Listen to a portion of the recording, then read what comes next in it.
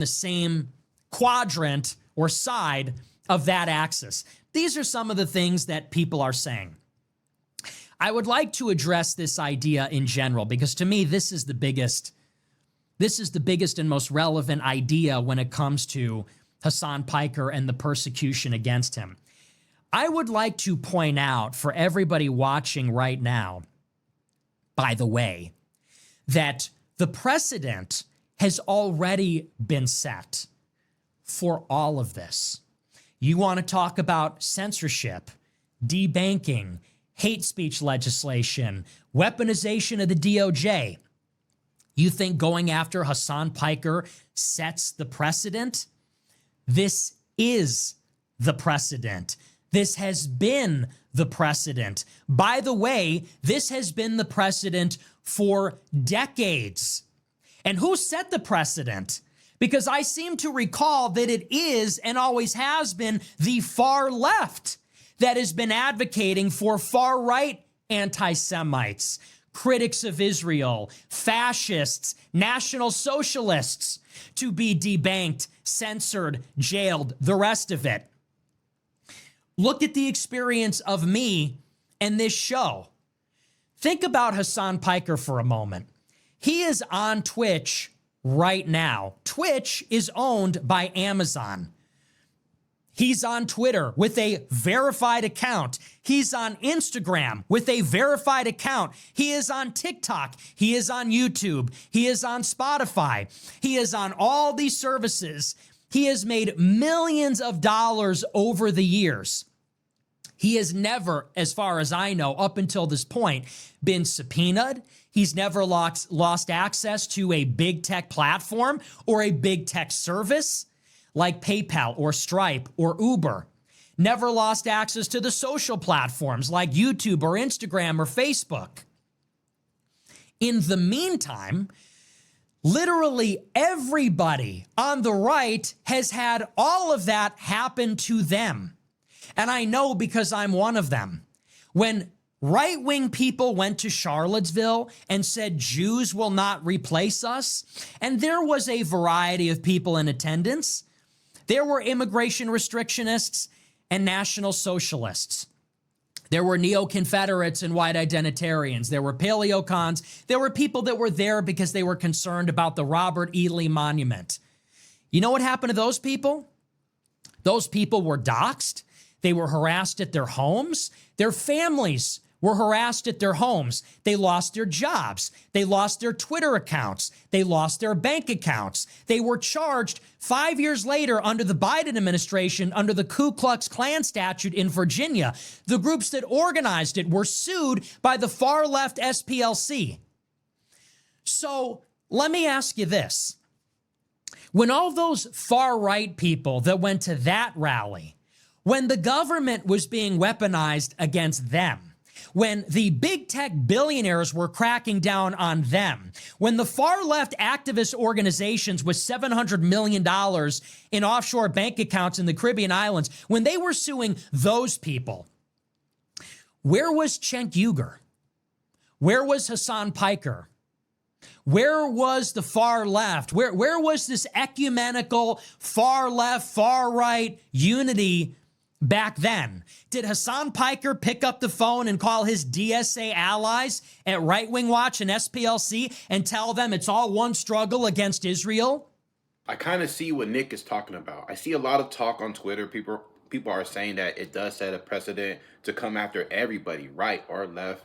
And people were saying that they do not wish for him to go to jail, while Nick is the actual one saying that HASAN should go to jail. And look, I wouldn't wish anything bad on my worst enemies. I don't wish jail. I don't even wish for them to have a bad day. It's just, I don't care. But from Nick's perspective, you're talking about HASAN. This is a guy who has, a lot of people say he's incited violence. He promotes terrorism. He wishes for all of his ops to be banned. He doesn't care. He doesn't care if they die, anything like that. So I see Nick's perspective. Look, I don't care. And he's made it very clear that HASAN should go to jail and that Trump administration should act on that, which I don't agree. On this channel, I do agree with Nick Fuentes a lot. I don't agree with this take at all, but I kind of see from his perspective that I don't know, because if I was in his position and this is my op Hassan, I may feel a little bit different, you know. Brought the KKK statutes against people 5 years after the fact. Did Hassan pick up the phone and call his Democrat allies, or go in public and criticize the Biden administration and say, we need to let these people go? Not only did the far left not advocate on our behalf, they were actually leading the charge to get us destroyed the entire time, repeatedly, for years. I remember the only time I was ever on a Twitch stream with HASAN PIKER, it was April 2019. I did a debate. It was me and Carl Benjamin against him and Destiny. About a week after that debate, I lost my Twitch account forever.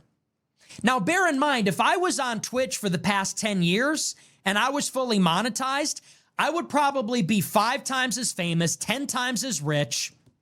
My life would have been far easier. I lost my Twitch account permanently 1 week after that debate because him and his co-partners' fans mass reported me. And when I got banned, did they go out and stick up for me and say, hey, this guy should really be reinstated? He's in the struggle against Israel. Did they go out on their platform and say, I may not agree with him, but he should have a Twitch account? No, just the opposite. They actually got me banned. They celebrated the banning, and then they extolled that as a useful strategy to suppress the far right. Now, these are only a couple of examples that I have firsthand knowledge of, but this, by the way, has happened with everybody and anybody. People that you like, people that you don't like, people that I like, people that I don't like. Whatever happened to the great anti-Israel activist Andrew Anglin? Well, the SPLC chased him out of the country. The Daily Stormer was one of only, I think, 3 or 4 websites ever banned from Cloudflare. He literally cannot return to the United States because the SPLC has chosen a plaintiff to sue him for everything he has. Father is being harassed and stalked by these people, and recently he had to shut down his business because he makes no money. He can only collect donations through Monero and other privacy coins. What about David Duke? Same story. Whatever happened to the rightstuff.biz? Whatever happened to Mike Enoch and Eric Stryker? These are people, by the way, that I don't even like. These are people that I feuded with on the far right. These are all people that over the past 10 years have been utterly destroyed by the billionaire class, by the Israel lobby, by Jewish groups like the ADL. All of this was visited upon them with the far left literally leading the charge as the activists, collecting their anti-Semitic statements, running them up the flagpole, doing research and creating quantitative data about these people so that they would be permanently suppressed forever. I see it now. I actually do see from his perspective. I was watching a Myron stream the other day, and he was saying that he disagrees with Hassan getting subpoenaed because it'll happen to everybody. And the fact that they both agree on a subject of Israel is enough for Myron to say, yo, I don't want this to happen to this guy. Let's hope that he gets out clean. But you got to admit, Nick does have a point. For years, these guys have been trying to take me out.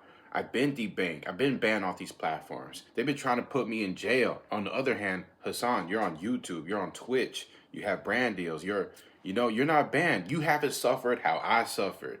So, fuck you. I don't care what happens to you. So I do see from Nick's perspective, he does got a point. It's not me. It's not my type of thing. I wouldn't wish down anyone. No matter what you've advocated against me, I think that's too much for me to wish that upon someone. But from Nick's perspective, he can only speak for himself. And I think a lot of people need to recognize that. Nick only could speak from his experience and how he feels. We can't tell him how to feel towards this subject. If he feels like, hey, fuck you, dude. You've been advocating so hard to take me out. You call me a Nazi to your audience every chance you get. That right there can incite someone to go up to me and punch me, whatever the case may be. So, I don't care what happens, but he does have a point. Now think about what's happening under the Trump administration. For the first time in history, you have an ostensibly right-wing administration that is pushing back against the far left, pushing back against Jimmy Kimmel and Stephen Colbert, against the SPLC, against Antifa, against people like HASAN Piker, against some of the progressive elements in the Ivy League universities. And by the way, these people are getting a small taste. Okay, they are getting a sample of what we have been going through. And by we, I mean the Groypers, I mean the far right, I mean anybody right-wing that's criticized Jews or Israel going back decades. They are getting a small taste, a small sample of that. And what now do we hear from the so-called right wing? They throw their arms up and they say, what about the precedent? They say, we may not like Hasan, but we don't agree with the government coming down on him. We may not like what they're saying, but we really need to defend their right to speak.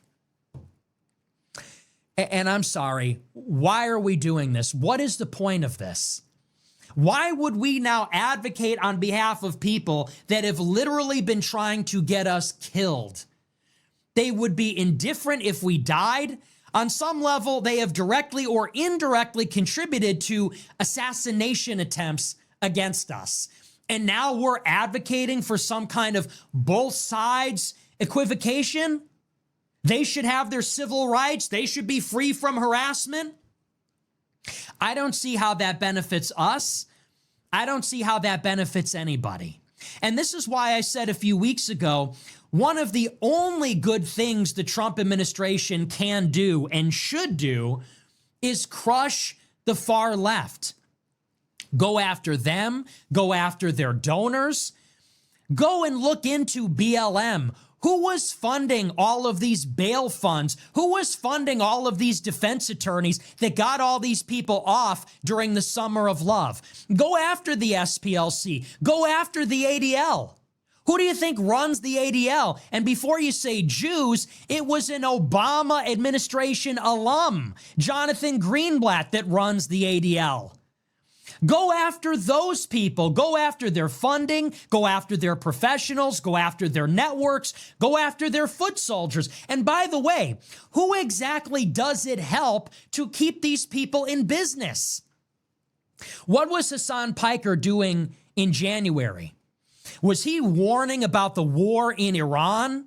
Is he an activist against the war in Iran? Or was he out there in little Somalia in Minneapolis, dressed up like Mao Zedong, LARPing as a revolutionary, advocating for Somalis who fucking steal from us to be protected from investigation by the DOJ?